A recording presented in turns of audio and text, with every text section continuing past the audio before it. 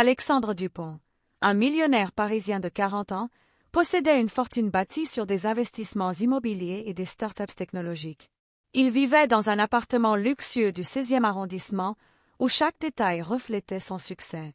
Parmi son personnel, Aïcha Ndiaye, une domestique originaire du Sénégal, s'occupait de la maison depuis 5 ans. Elle avait immigré en France pour soutenir sa famille restée au pays, et son efficacité avait rapidement fait d'elle une employée indispensable. Le père d'Alexandre, Henri Dupont, un retraité de 75 ans, luttait contre une maladie grave, un cancer du poumon qui le clouait au lit dans une chambre adjacente. Sophie Laurent, la fiancée d'Alexandre, une avocate ambitieuse issue d'une famille aisée, représentait pour lui l'alliance parfaite entre amour et statut social. Mais un soir d'automne, alors que Sophie arrivait pour un dîner, elle surprit une conversation intime entre Alexandre et Aïcha, révélant des liens bien plus profonds que ceux d'un employeur et de son employé, forçant Henri à intervenir depuis son lit de malade pour défendre des secrets de famille enfouis. Alexandre rentrait chez lui après une longue journée de réunion. Il gara sa voiture de luxe dans le parking souterrain et prit l'ascenseur jusqu'au dernier étage. Aïcha l'accueillit à la porte avec un sourire discret. Elle portait son uniforme habituel, une robe noire simple qui contrastait avec sa peau ébène. « Monsieur Dupont, votre père a passé une bonne journée. Il a mangé un peu plus que d'habitude, dit-elle en prenant son manteau. Alexandre hocha la tête, soulagé. Henri avait été diagnostiqué 6 mois plus tôt, et chaque jour sans complication était une victoire. « Merci, Aïcha. Vous êtes irremplaçable, répondit-il, posant une main sur son épaule un instant trop long. Sophie devait arriver dans 1 heure pour discuter des détails du mariage prévu pour l'été suivant. Alexandre se dirigea vers la chambre de son père. Henri était assis dans son lit, un masque à oxygène sur le visage. « Fils, il faut qu'on parle d'Aïcha, » murmura Henri d'une voix faible. Alexandre s'assit au bord du lit. « Papa, pas maintenant. Sophie va arriver. » Henri insista. « Elle doit savoir la vérité avant que ça n'aille plus loin. » Aïcha préparait le dîner dans la cuisine spacieuse. Elle éminçait des légumes avec précision, pensant à sa vie en France.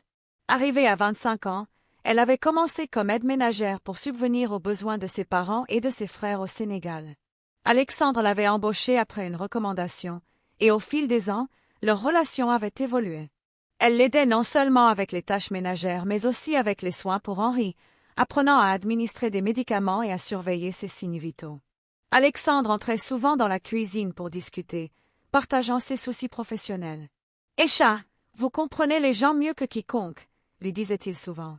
Ce soir-là, alors qu'elle disposait les assiettes, Alexandre vint la rejoindre. « Sophie veut avancer la date du mariage. Elle pense que c'est mieux pour l'image, confia-t-il. Aïcha posa son couteau. « Et vous, qu'en pensez-vous, monsieur ?» Alexander soupira. « Je ne sais pas.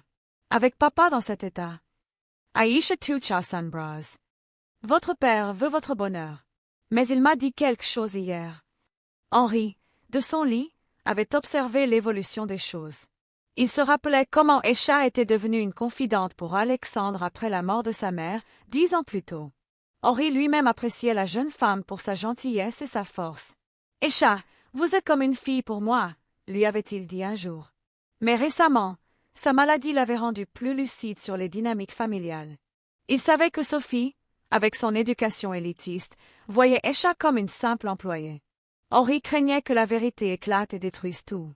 Quand Alexandre revint dans la chambre, Henri reprit. « Fils, Aïcha n'est pas juste une domestique. Elle sait des choses sur notre famille que Sophie ignore. » Alexander fronça. Sourcil. « Quelle chose ?» Henri toussa. « Ton héritage. Et le mien.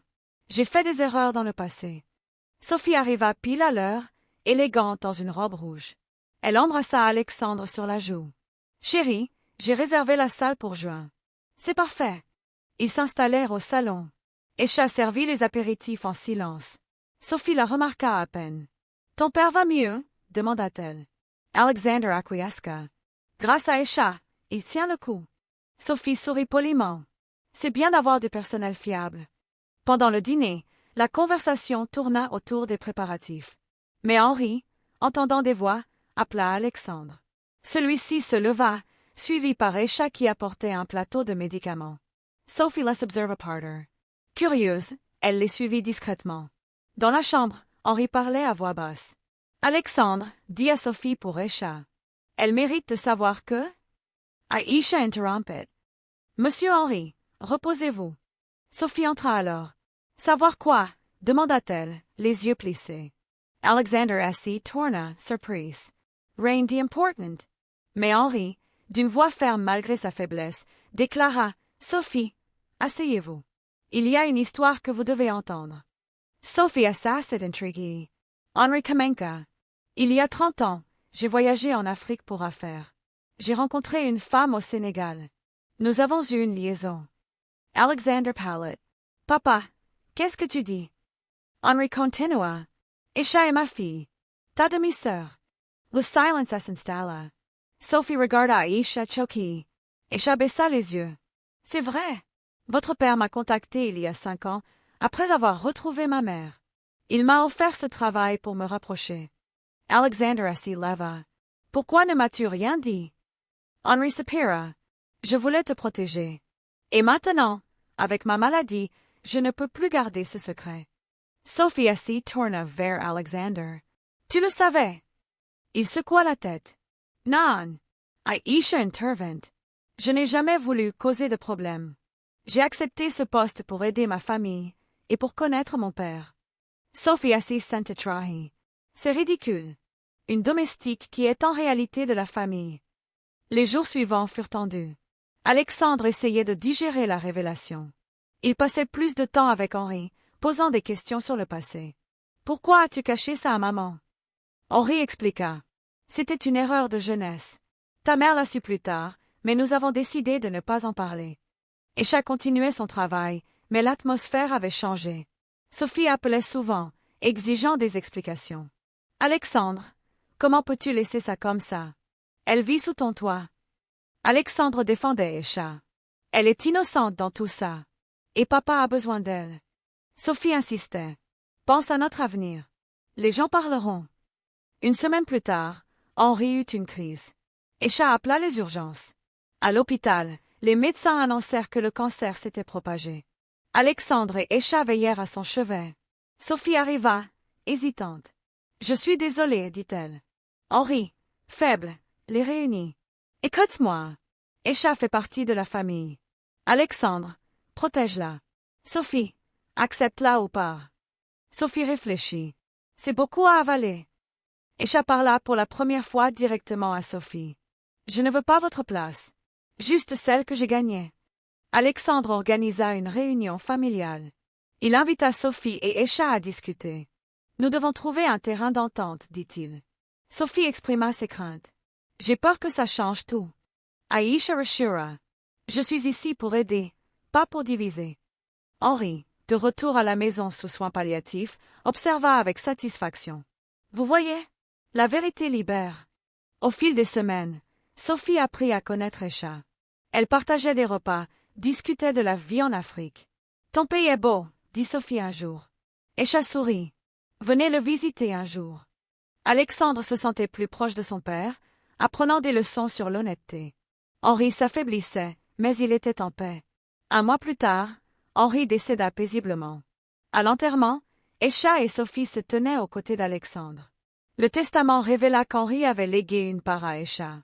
Sophie, au lieu de s'opposer, accepta. C'est ce qu'il voulait. Alexandre et Sophie se marièrent comme prévu, avec Aïcha comme témoin. Elle resta dans la maison, non plus comme domestique, mais comme membre de la famille. Alexandre poursuivit ses affaires, mais avec une nouvelle perspective. Il investit dans des projets en Afrique, inspiré par Aïcha. Sophie, influencée, s'engagea dans des causes humanitaires. Aïcha envoya de l'argent au Sénégal et visita sa famille plus souvent. La révélation avait transformé leur vie, renforçant les liens au lieu de les briser. Des mois passèrent. Alexandre et Sophie eurent un enfant. Aïcha Devant Moraine. Il se rappelait souvent Henri, reconnaissant pour sa dernière leçon. La vie continua, riche en émotions et en connexions inattendues.